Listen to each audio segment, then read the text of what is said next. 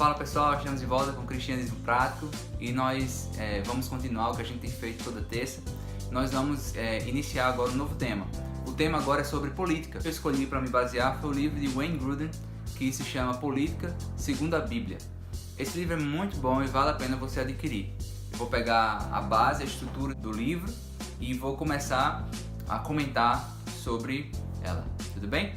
O primeiro capítulo desse livro fala sobre as 5 visões equivocadas sobre o governo. A primeira visão equivocada é que o governo deve impor a religião. A partir da Bíblia isso não é uma verdade. Isso é a realidade hoje. A realidade no mundo islâmico, onde muitos países têm como lei que todos do seu país devem seguir, por exemplo, o islamismo.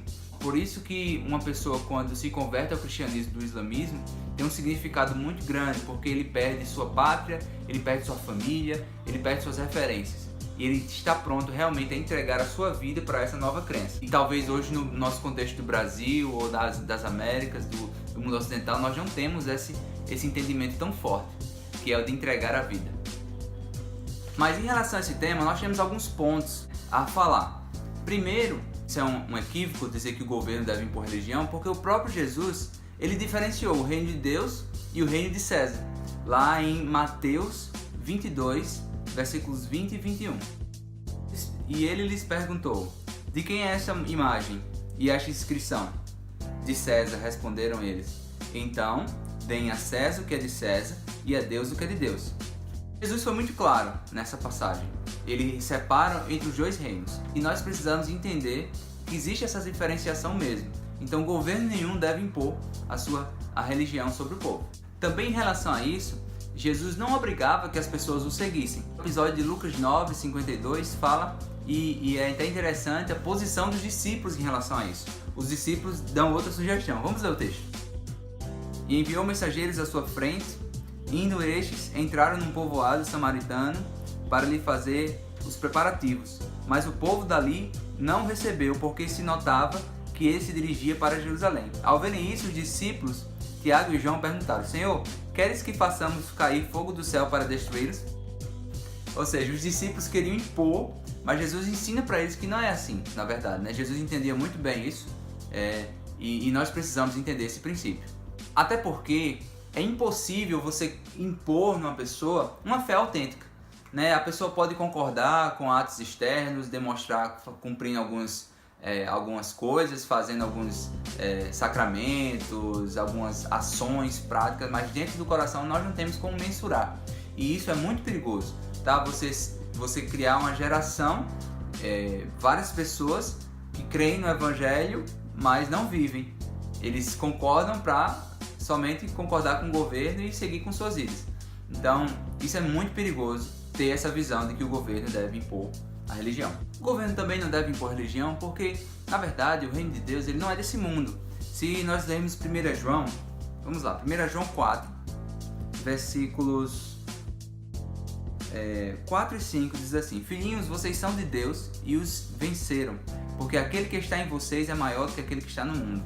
Eles vêm do mundo, por isso os que falam procedem do mundo e o mundo os vê. Existe o reino do mundo e o reino de Deus. E Jesus, ele, como fala também no capítulo 3, versículo 8, ele fala que ele veio vencer as obras do diabo. Então nós precisamos estar atentos a isso. O nosso reino não é desse mundo. Então você pode perguntar: o que na prática significa se posicionar contra essa ideia? Contra essa ideia de que o governo deve impor a religião?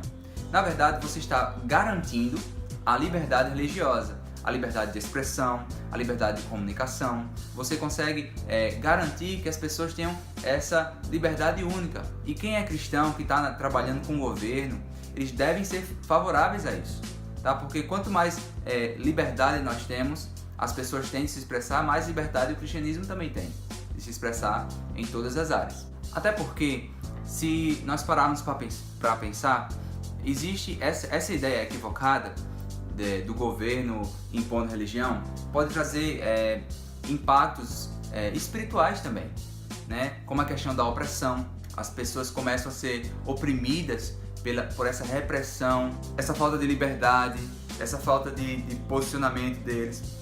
E por outro lado, como a gente já falou, vai ter um monte de gente que é cristão, mas que não são verdadeiramente convertidos. E eles vão começar a dominar sobre as igrejas, a dominar sobre essa área das igrejas. E isso vai tornar com que as igrejas sejam cada vez mais ineficazes e inoperantes. Porque o povo de Deus não vai progredir, cheio de gente que não é realmente transformada pelo Evangelho.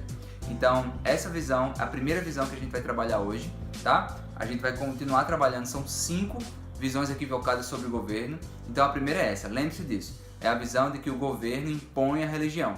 E nós temos que estar atentos a isso como cristãos. Nós precisamos dessa liberdade, cada um tem a sua posição religiosa, sim, para que a partir daí o Evangelho possa ser pregado e as pessoas possam ser transformadas de dentro para fora, tá? E eles podem ter uma fé autêntica. Então fica com essa mensagem desse primeiro, esse é somente o primeiro vídeo sobre esse tema, esse livro muito importante. Eu vou colocar a imagem desse vídeo aqui, desse livro, para você. Vale muito a pena adquirir, tá? Isso é só uma pincelada sobre os temas e vamos lá continuar falando sobre isso, tá bom? Até a próxima e a gente se fala. Deus abençoe vocês. Tchau.